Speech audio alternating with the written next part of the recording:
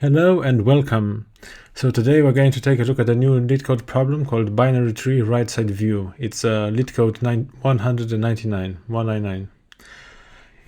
So the problem statement is as follows. Given the root of a binary tree, imagine yourself standing on the right side of it. Return the values of the nodes you can see ordered from top to bottom.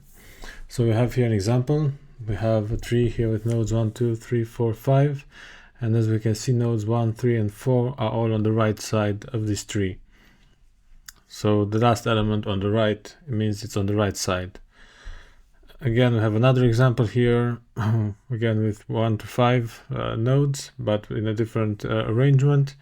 And here we have on the right side view 1, 3, 4, and 5, as those are the rightmost nodes at each level. So we can see that here we are looking at the tree that can be traversed level by level, because then we could obtain the last index for that level, and then we have our right side view.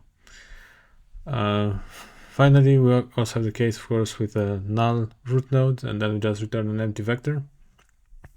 But let's go to drawing to see how we would run through our algorithm.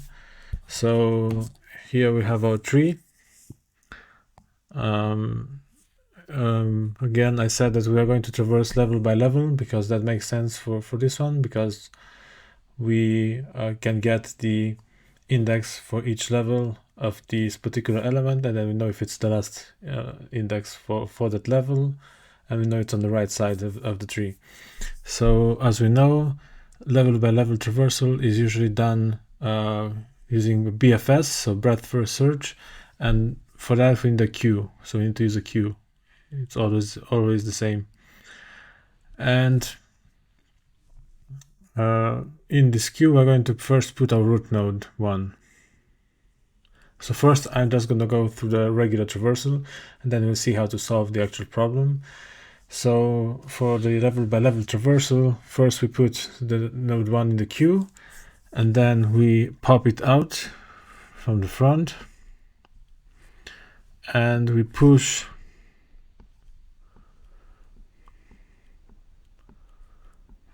the left child 2,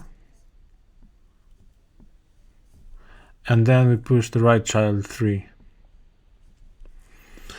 And then our new level size is going to be 2. So here our level size, let's go call SZ is 1, and here we have 2, 3. So our level size is going to be 2. Here we pop 2, and then we push 5, and then we pop 3, and that means we push its right child 4. If there is no child, we don't do anything, right? And then we have 5 and 4. Again, size is going to be 2.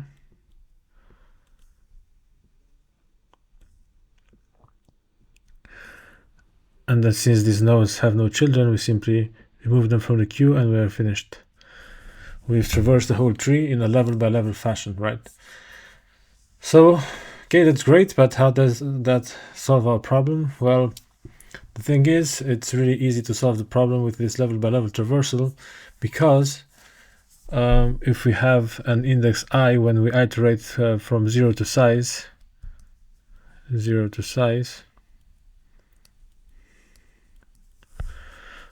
I should say 0 as the size, so we iterate until the size, and then we check I, right? So I is going to be from 0 to size, and then we just say if I equals size minus 1, push to result, right? So then we can see that if we do so, we are going to have the elements 1 for the first level, 3 for the second level, and 4 for the third level. Right, and we got our right side view. That's it. So let's go and code this. Let's go to the code. Okay. So I said that if there's no root node, then we just return the empty vector. That's example 4, sorry. And then we have a queue where we store a node queue, and we said we're going to push the root vector to begin, the root node to begin with. And then while the queue is not empty, means we still have elements to process. So what do we do here? We say tree node is queue front and queue pop. Then we want to remove it from the tree, and then to iterate, if node left, queue push node left, if node right, queue push node right. I forgot a very important thing here, so I did not compute the level size and the for loop. In level size is queue size, and then here for I equals 0, I less than level size, plus I, and while we have one level, then we do all of this.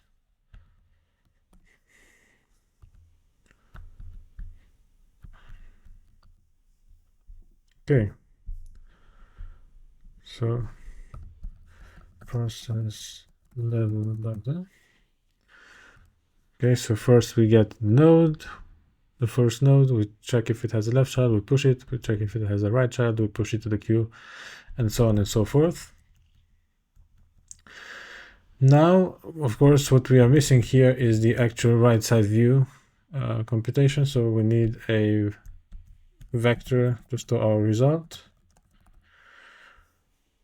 And here we can just say if I equals level size minus 1, result pushback. Then I have node value. And that should be it.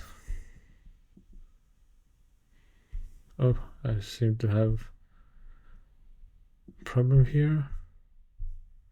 Oh, I didn't return the result. Silly me.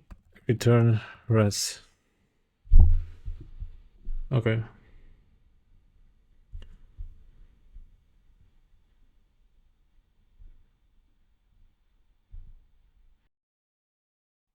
Oh, I'm missing a return statement here. Right. Okay, so we passed, and it's accepted. Right. Okay, so thank you for watching. So we have extra space in this problem. We have space in terms of the size of the tree, and then so that would be on, and also we are traversing all the nodes of the tree to compute the right side view, so the time complexity is also going to be on, so it's going to be on for both. So that's it for today. Thank you for watching. Please like and subscribe if you enjoyed this video, and stay tuned for more C++ solutions. Thank you and bye.